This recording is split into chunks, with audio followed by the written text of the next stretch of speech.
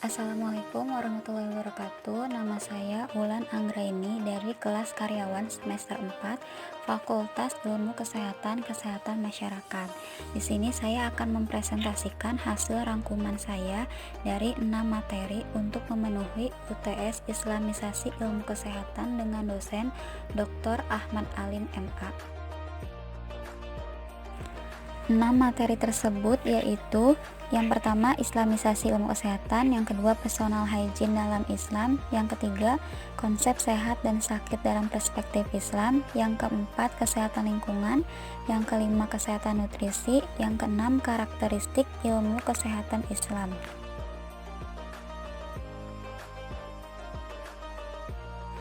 Materi yang pertama yaitu Islamisasi ilmu kesehatan. Islamisasi ilmu kesehatan masuk ke dalam ilmu-ilmu sains alam, ilmu-ilmu tentang kealaman atau ilmu sains sosial ataupun ilmu humaniora. Bidang ilmu kesehatan yang diislamkan yaitu mencakup alam fisik, kimia, biologi, kedokteran, termasuk ilmu kesehatan, astronomi, geologi, dan lain-lain. Ataupun di bidang sosial yaitu sosiologi, antropologi, politik, psikologi, dan lain-lain. Adapun yang masuk dalam bidang humaniora, ilmu-ilmu tentang filsafat, filologi, ataupun tentang ilmu-ilmu bahasa dan sejarah. Perlu diislamisasi agar ilmu-ilmu sains alam, sosial, humaniora itu betul diletakkan atas dasar Islam. Nilai yang dibangun adalah sesuai dengan paradigma Islam. Tidak sekedar sains untuk sains, tetapi sains betul-betul untuk agama, dan agama untuk sains. Maka Islamisasi ilmu sains Islam melihat bahwa ilmu tidak terpisah, tidak memisahkan antara sains dengan agama, sehingga prinsipnya bahwa pengetahuan ilmu itu empiris, logis, dan berdasarkan wahyu. Di dalam Islam, ilmu tidak netral. Ilmu itu syarat dengan nilai-nilai keislaman, nilai-nilai ketuhanan atau nilai-nilai wahyu. Ilmu tidak berdiri sendiri, tetapi ilmu syara dengan nilai.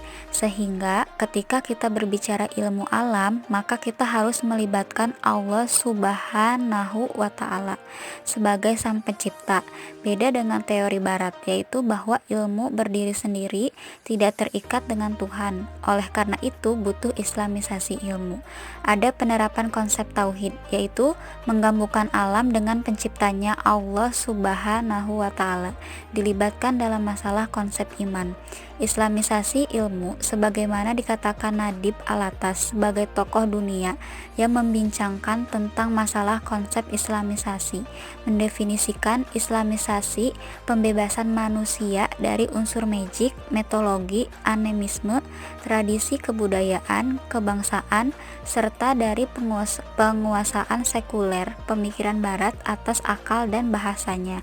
Intinya, bagaimana mengembalikan ilmu ke asal, membuang unsur-unsur barat, yaitu dengan cara islamisasi memasukkan unsur-unsur Islam. Personal hygiene dalam Islam tidak hanya kebersihan yang sifatnya hanya fisik semata, tetapi lebih kepada bagaimana bersih diri secara lahir maupun secara batin. Untuk bersuci dalam Islam pun harus menggunakan air yang bersih dan mensucikan. Personal hygiene di dalam Islam, beberapa contoh secara global tetapi mewakili daripada yang lain. Yang pertama, Islam menganjurkan dan memerintahkan agar kita menjaga kebersihan kulit. Islam datang memerintahkan untuk menjaga kebersihan kulit agar bersih dari najis maupun kotoran yang menempel pada kulit. Maka kita diperintahkan untuk wudu minimal 5 kali. Yang kedua, Islam mengajarkan menjaga kebersihan pakaian. Baju yang kita pakai harus bersih. Sekali kena najis, maka ibadahnya bisa tidak sah. Yang ketiga, Islam peduli terhadap kebersihan makanan. Makanan tidak sekedar bersih, tetapi halal dan thayyib. Bersih dari bakteri, bersih dari tiupan setan. Kalau makanannya baik, maka lahirlah energi yang baik. Tetapi kalau makanannya najis, melahirkan energi negatif, sehingga perilakunya pun tidak beramal soleh. Yang keempat, Islam mengajarkan untuk menjaga kebersihan rambut.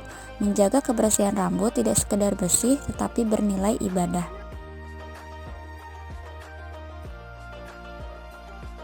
Personal hygiene yang kelima yaitu disiplin mandi. Mandi termasuk kategori ibadah. Islam menganjurkan mandi bagian dari kebersihan diri, suci dari najis dan suci dari hadas besar. Yang keenam, menjaga sunah-sunah fitrah. Menghilangkan kotoran, bakteri, kuman yang menempel pada sunah-sunah fitrah itu memotong kuku, mencukur bulu ketiak, mencukur bulu kemaluan, berhitan, menipiskan kumis. Yang ketujuh, menjaga kebersihan hidung. Secara medis, secara efektif dapat menangkal infeksi saluran pernapasan yang akut, menghindarkan dari TBC, dari macam-macam kanker pernapasan. Bahkan tidak hanya bersih dari gangguan bakteri, tetapi juga proteksi dari gangguan setan. Yang kedelapan yaitu menjaga kebersihan tangan. Mencuci tangan dengan sabun atau hand sanitizer tidak hanya bersih, tetapi juga suci dalam perspektif Islam. Personal hygiene yang kesembilan yaitu ada menjaga kesehatan perut. Tidak hanya enak memasukkan makanan ke perut, tetapi harus halal, harus thayyib, tidak hanya halalan thayyiban, tetapi juga harus menjaga adab dan tidak memasukkan barang-barang haram ke dalam perut kita. Yang ke-10, menjaga kebersihan gigi dan mulut. Menjaga kebersihan gigi dan mulut itu penting, maka kita dianjurkan untuk bersiwak, gosok gigi. Selain membersihkan mulut, dia juga mendapatkan ridho Allah Subhanahu wa Ta'ala dan juga menjadi stabilitas sosial. Yang ke-11 yaitu menjaga kebersihan sumber air. Tidak boleh buang air, buang hajat di sungai. Hukum air asalnya suci. Jadi, personal hygiene dalam Islam yaitu tidak hanya bersih secara fisik ataupun sehat, tetapi juga suci dari hadas dan bersih suci dari psikis, tetapi juga suci dari kesolehan sosialnya. Konsep sehat dan sakit perspektif Islam. Di dalam Islam melihat konsep sehat bahwa sehat itu tidak hanya dilihat dari aspek fisik saja, tetapi dilihat juga dari aspek batiniah. Islam memerintahkan dalam masalah ibadah, melaksanakan ibadah jangan berlebihan tanpa memikirkan kesehatannya. Islam memperhatikan kesehatan jasmani dan rohani. Tauhid dalam rangka mengesahkan Allah. Islam melihat kesehatan secara lahir dan secara batin dengan cara bertauhid. Tauhid sehat, sedangkan syirik menjadi sakit.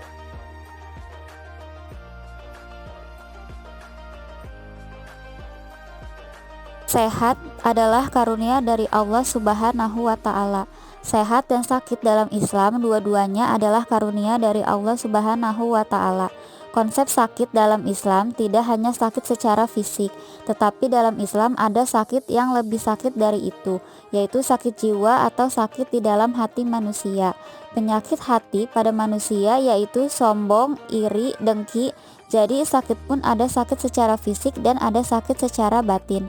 Penyebab utama orang sakit mental atau hati atau batin karena keraguan-raguannya melalui tiupan setan. Yang kedua yang ditiupan setan yaitu syahwat. Orang mengerjakan keinginan-keinginan, kenikmatan-kenikmatan sesaat, akhirnya terjatuh dalam kemaksiatan, kesyirikan. Itu disebabkan karena di dalam hatinya ada penyakit. Orang yang mempunyai penyakit fisik tidak hanya diobati dalam medis saja, tetapi dilihat juga penyakit hatinya. Kita diperintahkan ketika sakit dianjurkan untuk berikhtiar. Al-Quran adalah obat dan ada pengobatan yang sifatnya non-obat yaitu ruqyah. Ayat Al-Quran adalah penyembuh. Tawakal itu menggabungkan ikhtiar dan doa.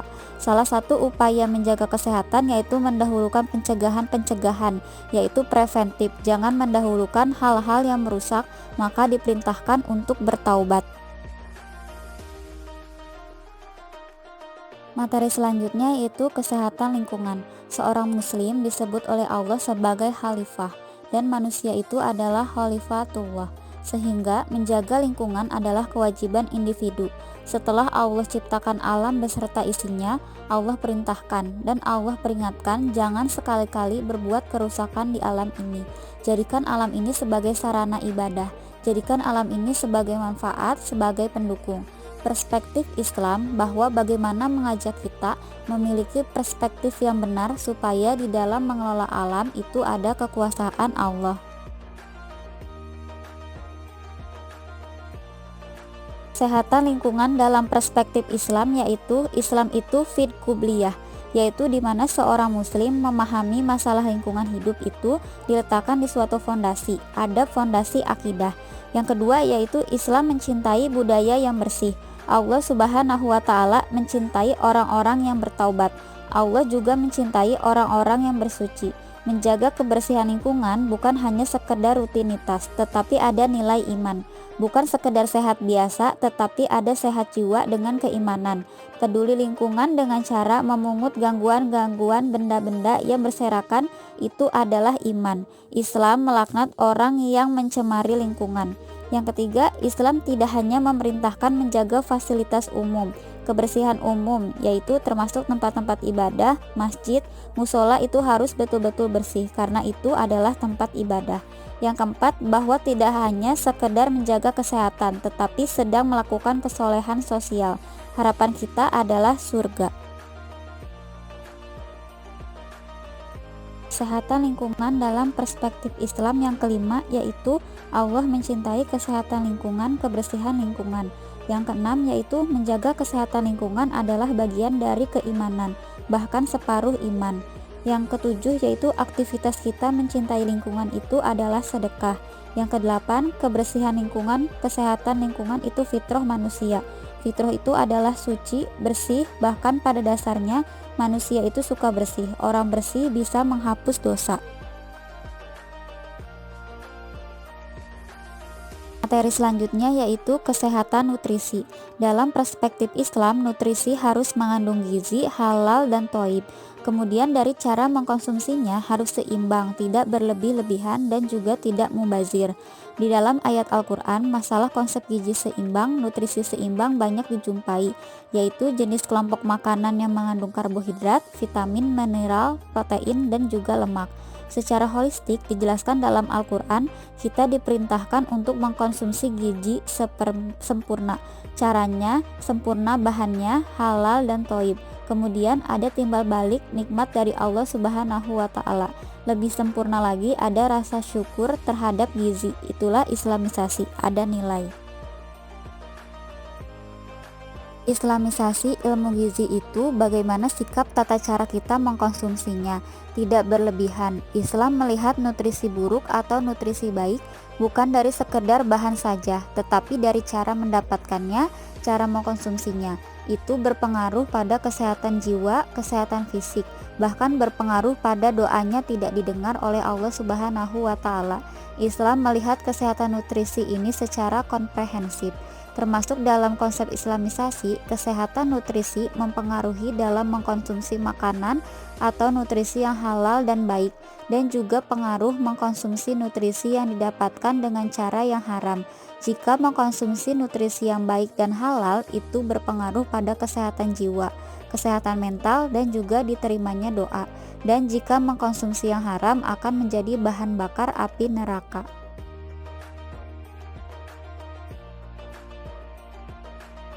Islam memiliki karakteristik tersendiri.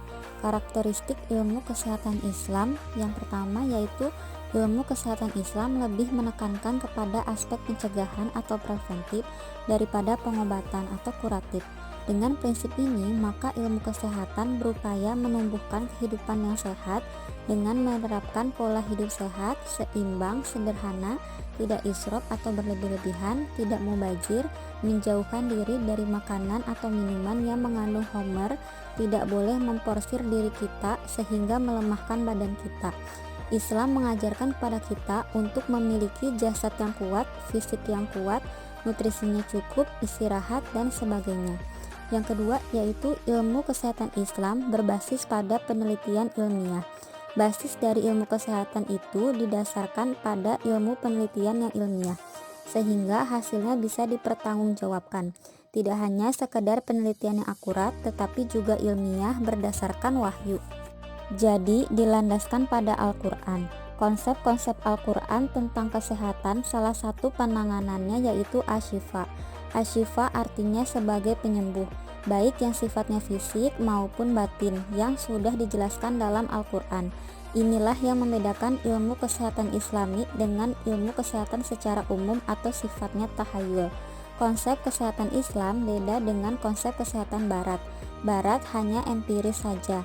Dalam prinsip ilmu kesehatan Islam yaitu secara empiris dan dilandaskan dengan wahyu.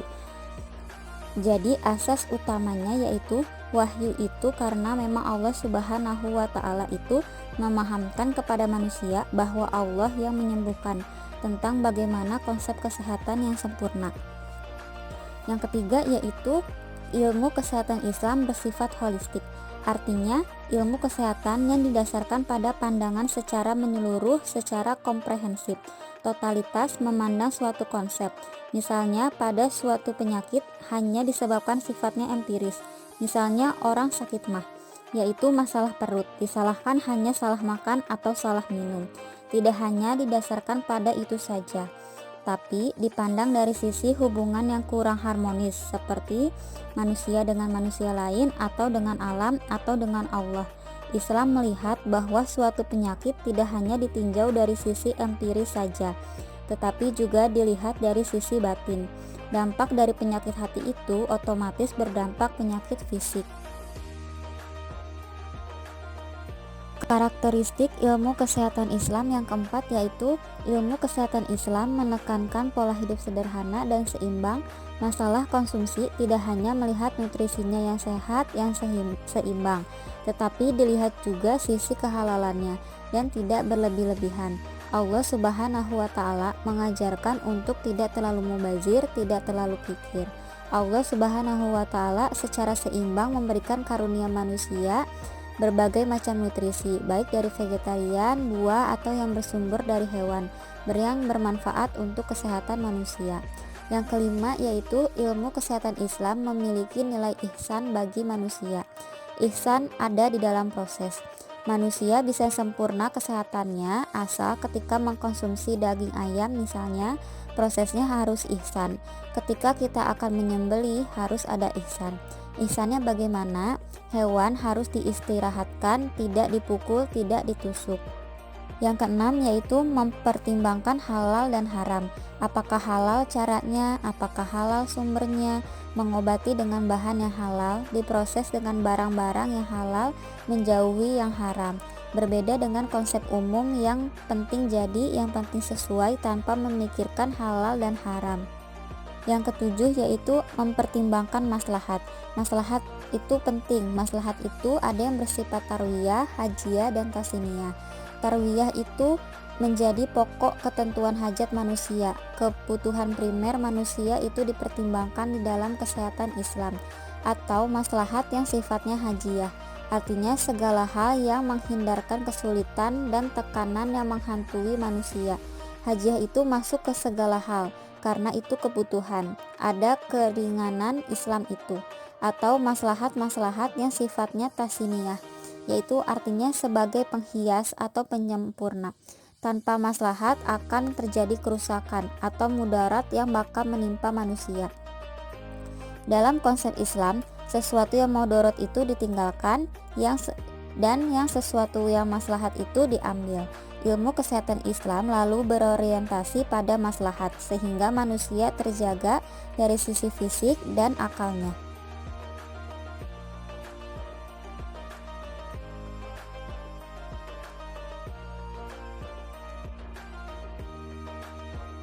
Demikian hasil rangkuman dari saya, kurang lebihnya mohon dimaafkan. Wassalamualaikum warahmatullahi wabarakatuh.